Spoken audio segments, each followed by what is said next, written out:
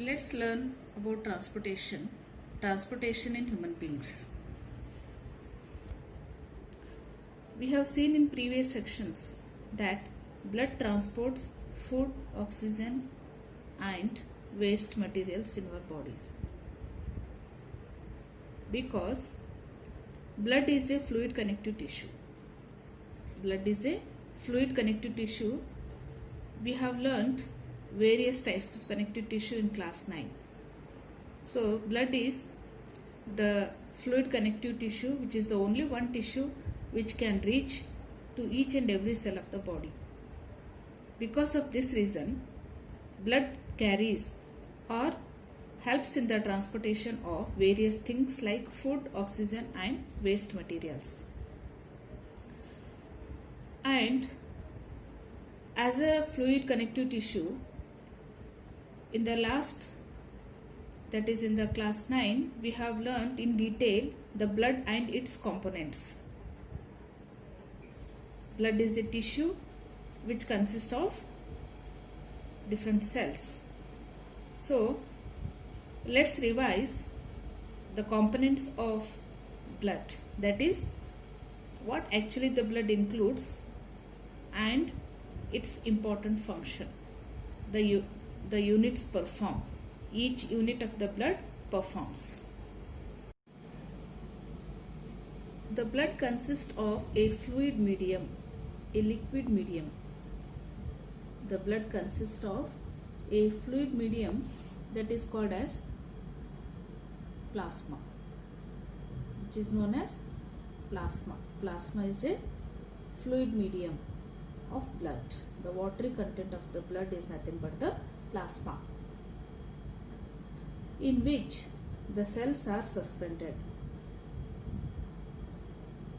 Plasma is the liquid medium or the fluid medium of the blood in which the cells are suspended. They are floating. They are embedded in the plasma. Being a liquid medium, plasma helps in the transportation of food, carbon dioxide and nitrogenous wastes. What is the function of plasma? Plasma helps in the transportation of food, carbon dioxide and nitrogenous wastes in dissolved form.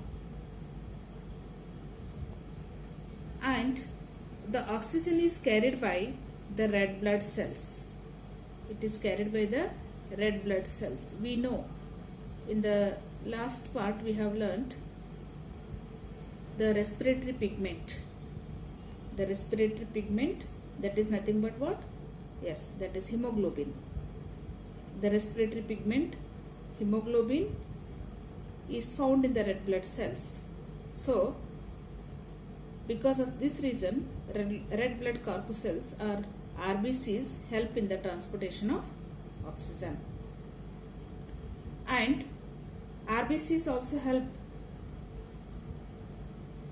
in the supply of many other substances like salts.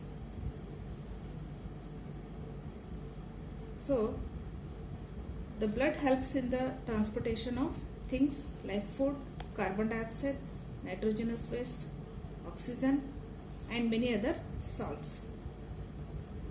So, this is the important function of the blood. So, as it is a connective tissue, it has to be transported to each and every cell of the body. So, which organ of the body helps to reach the blood to each and every part of the body? It means there must be a pumping organ. There must be a pumping organ to push the blood. There must be a pumping organ to push the blood around the body.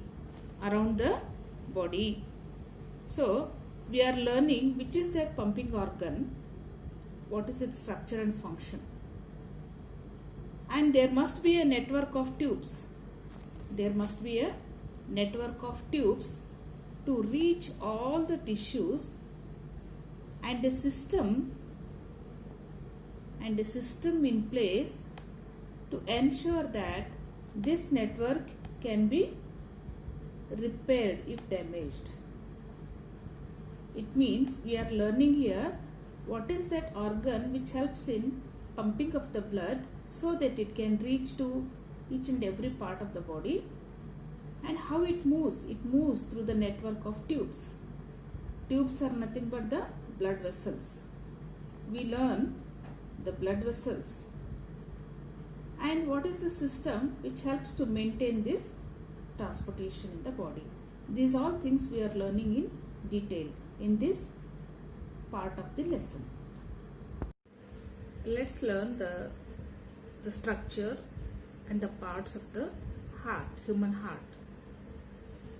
We learned human heart has 4 chambers, and here we can see those 4 chambers, the first, second, third and fourth.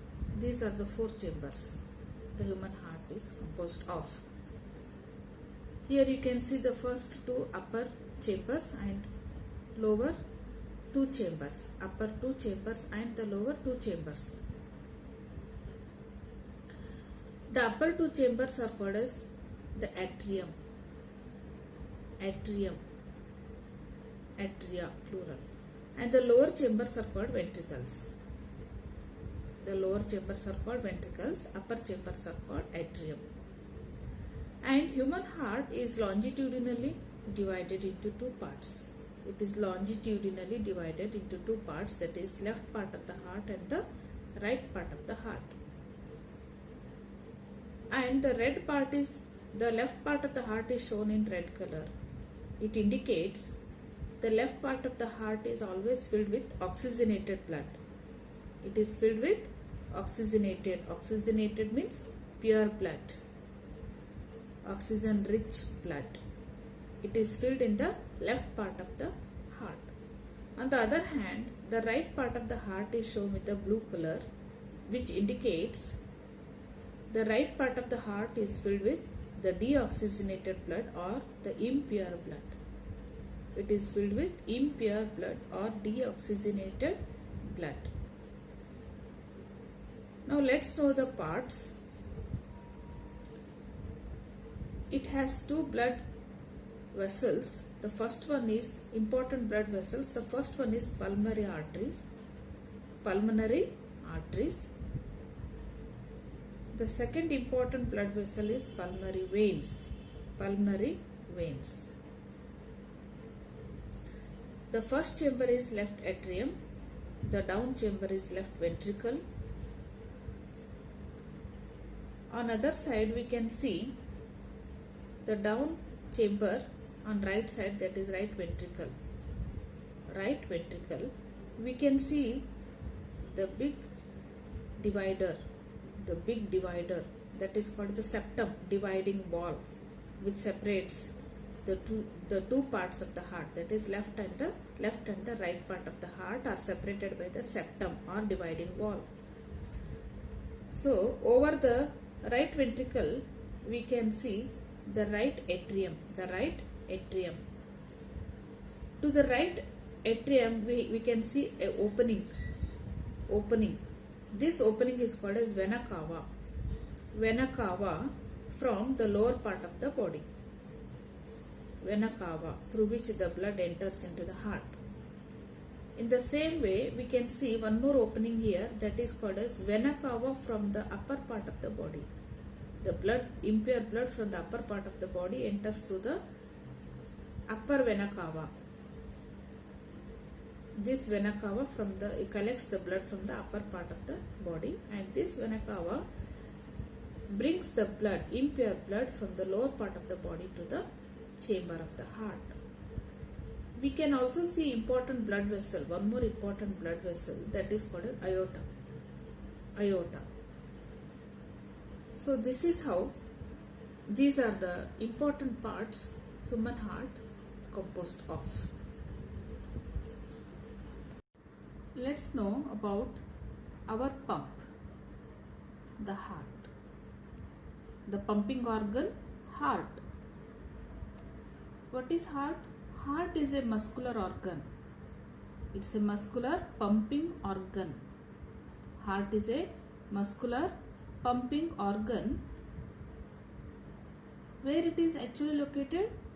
it is located in the chest cavity between the lungs. Between the lungs, in the chest cavity.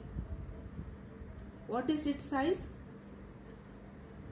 Which is as big as our fist. The size of our heart is as big as our fist. When you fold all the fingers, you can make your fist. So, the heart is the size of your fist. We know that in our body, both oxygen and carbon dioxide have to be transported by the blood. We know blood is the fluid transporting tissue. It has to take oxygen to all cells of the body, as well as it has to take back the carbon dioxide in the dissolved form. Because of this, the heart has different chambers. Heart has different chambers to prevent the oxygen rich blood from mixing with the blood containing carbon dioxide. Human heart has different chambers. How many chambers it has? It has 4 chambers. Why it has different chambers? The different chambers ensures that it will prevent the oxygen rich blood from mixing with the blood containing carbon dioxide. To ensure this, the heart has different chambers for the flow of these 2 different kinds of blood. The carbon dioxide rich blood has to reach the lungs for the carbon dioxide to be removed, and the oxygenated blood from the lungs has to be brought back to the heart. What happens here? The carbon dioxide rich blood, when it is brought to the heart from the different parts of the body, it is sent to the lungs. The carbon dioxide rich blood is sent to the lungs. What for? For the purification. How it gets purified? In the lungs, the carbon dioxide is removed from the blood and the blood changes to oxygenated blood. From the deoxygenated blood to oxygenated blood. From impure blood to pure blood. From the lungs, then it has to be brought back to the heart from the lungs. So, after reaching to the heart, the oxygen rich or the pure blood is then pumped to the rest of the body. This is what the function of the heart. This is the structure of heart.